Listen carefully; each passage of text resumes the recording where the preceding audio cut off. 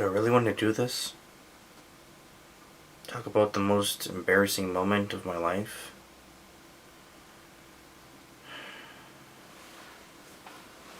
I mean, I was so in love with her. If it's, is it a her? I mean, I never met them, never heard their voice, never saw their face on a video chat, nothing. Just text. Not even text, just Google Hangouts. But, how did it happen? How did I, what was going through my head? How did I let myself be so vulnerable and so attached? And believed everything. Even though I got information from her, but it was a sophisticated lie. And yet I believed it. So dumb. Such a fucking idiot.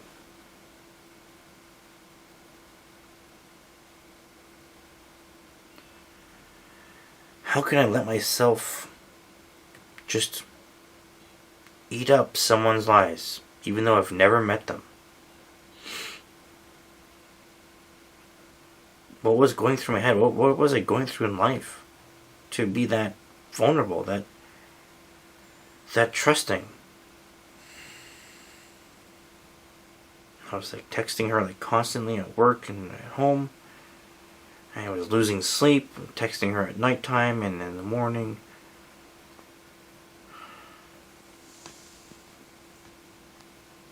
Just...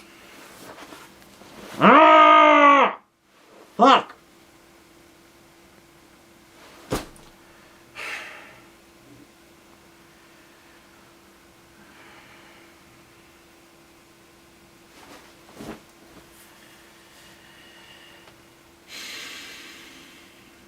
But I gotta pull myself together, get this off my chest, and just move on.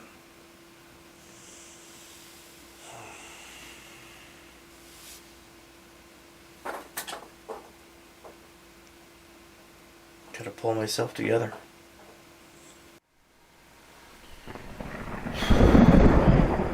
Oh shit.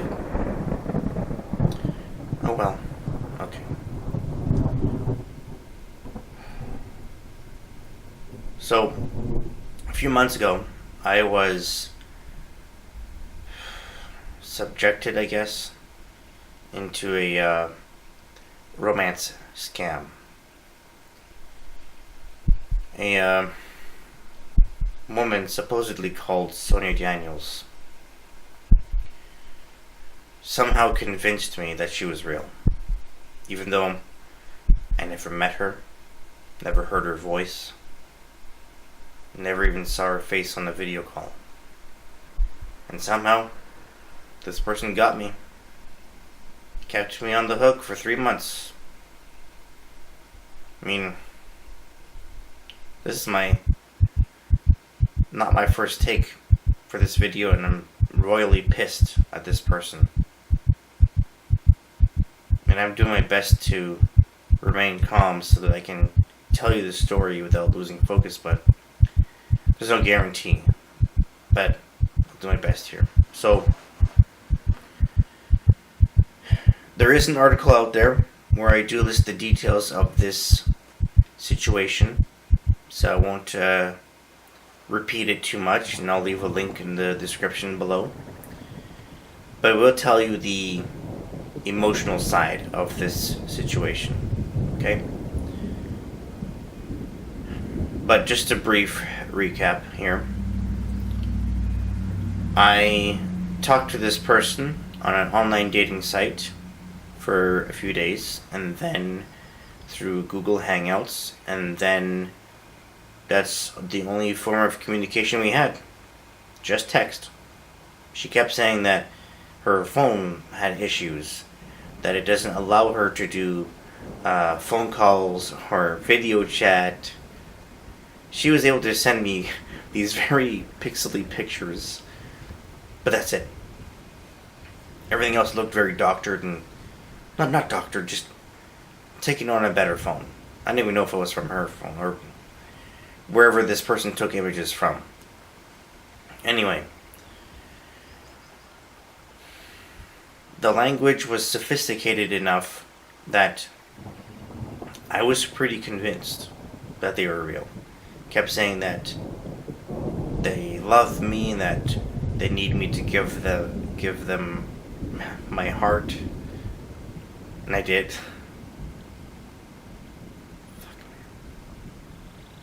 I don't know how this happened, really. I mean, I thought I was sophisticated in myself. That I know when someone's lying to me, but I guess not. That's why my circle of friends is so small, because I have a hard time trusting others and myself even less.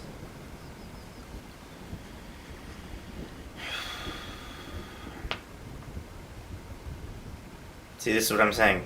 I'm so mad, I'm so tired about having to deal with this that I can't keep my head straight. I mean, this person, even though I terminated this so-called relationship back in November, actually not even November, October, they keep going.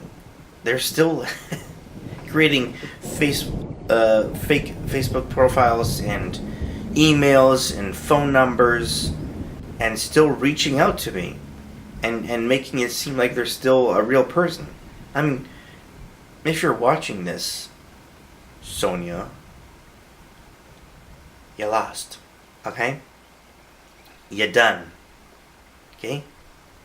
Move on, please. It is over. There are many other victims for you to manipulate and take money from. Okay? I'm freaking pissed at you for not moving on and for manipulating me. How can you do that to me? How can you take a human life and say, screw you, I'm going to ruin your life?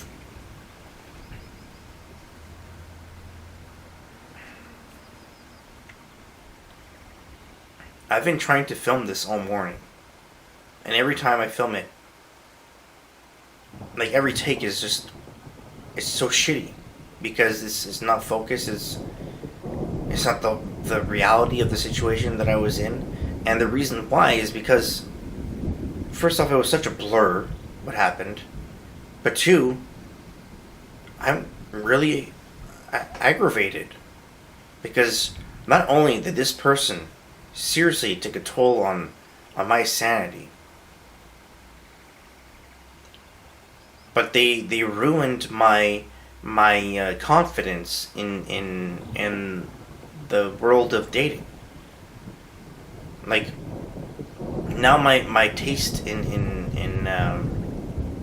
women is very specific. Like, for example, the person has to be real. No, I'm joking. Of course they have to be real, but that's not what I'm getting at. What I'm getting at is they need to be a genuine person. That's really the nutshell of what I'm looking for in a person. You know, obviously that they have a driver's license and they drive and have a career and are happy and know how to keep themselves together when they fall apart. There's many things. But back to the story. So, of course, like I said this several times, or maybe just once, but the language was so sophisticated. She kept, like, whenever I upset her, she would give me these guilt trips, and I actually felt guilt, even though I never met them. That's actually incredible. How do you do that? How do you convince someone that they fucked up, even though you're the one who's not showing your face? And every time that I would get impatient with her not coming back home, she would get mad that I'm not just trusting her. I mean, it got to the point where when she was in London, England, for this inheritance that was from her supposedly deceased father, she had to stay another week. And when that was happening, and my dad was trying to prove his point that she's not real, I was just not listening, he would actually write on the calendar every week that she wasn't here. And I was actually getting mad at him. That's how good this scammer was. That they would turn me against my own family. That were trying to make me see the reality of what was happening. How can you do this to me, Sonia?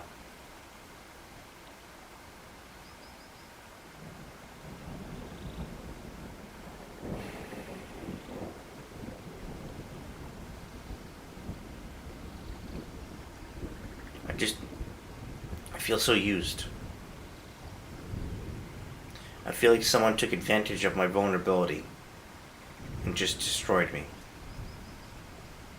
They knew that I was looking for affection, looking for someone to love me.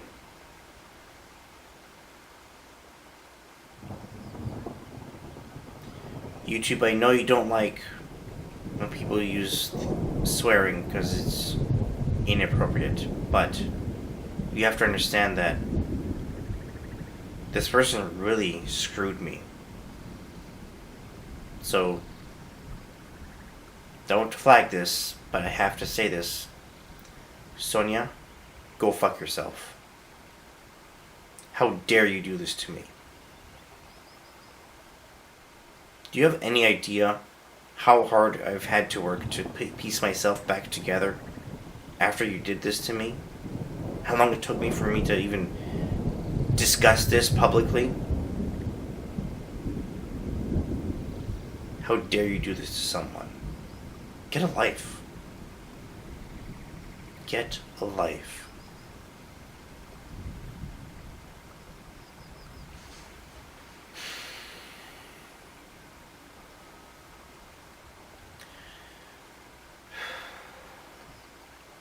Okay.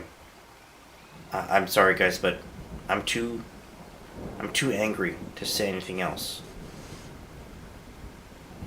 But because this is Stories with A.G. Flitcher, I will say how this correlates with my writing. So, in book 4, which will come out probably June, July, something like that, there are a couple, maybe 3 scenes that are inspired by this situation.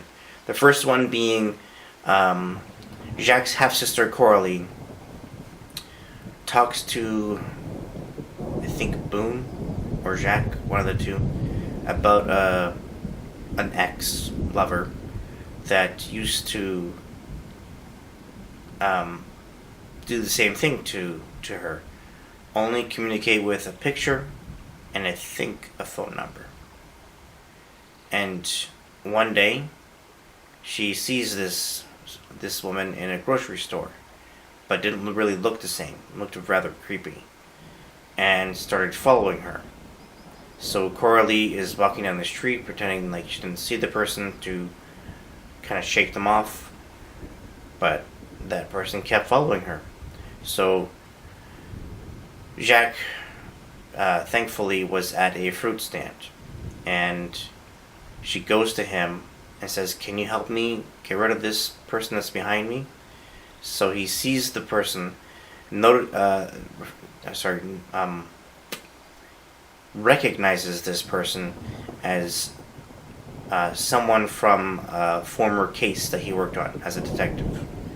So he gets Coralie into her car immediately, and this woman starts running towards them and shows a knife at the passenger side, and they take off quickly, and I think that's where it ends.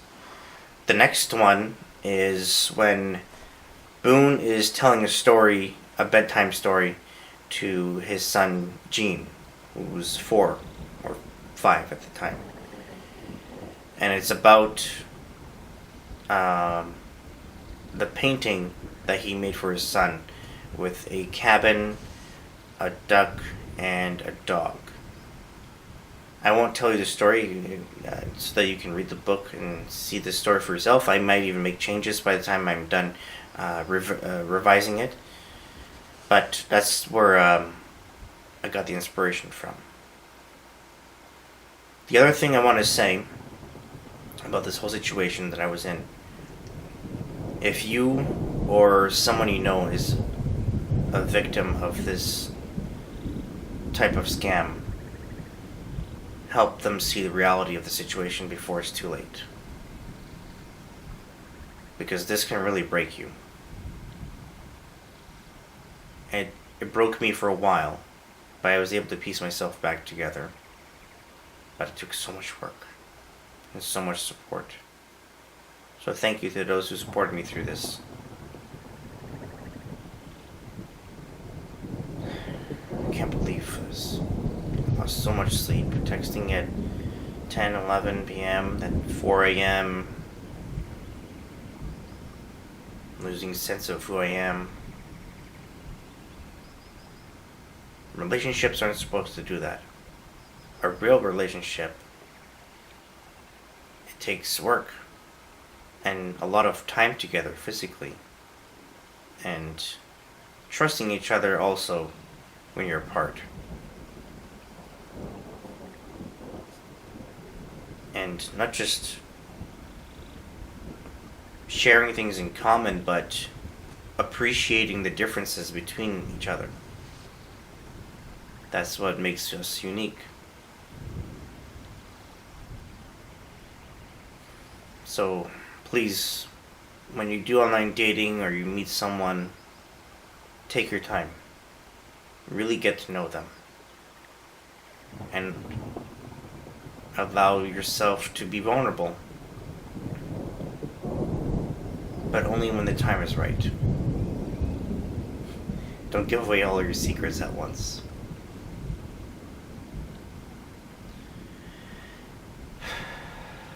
Okay, I feel better. I hope you guys took something from this. And please, don't worry about me. I'm fine.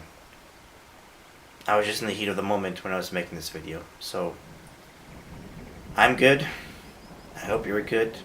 I hope you're still reading. I need to get back to that. Kind of stop doing that. But, yeah. Alright, life will get better from here on out. Have a nice day. Happy reading. Bye.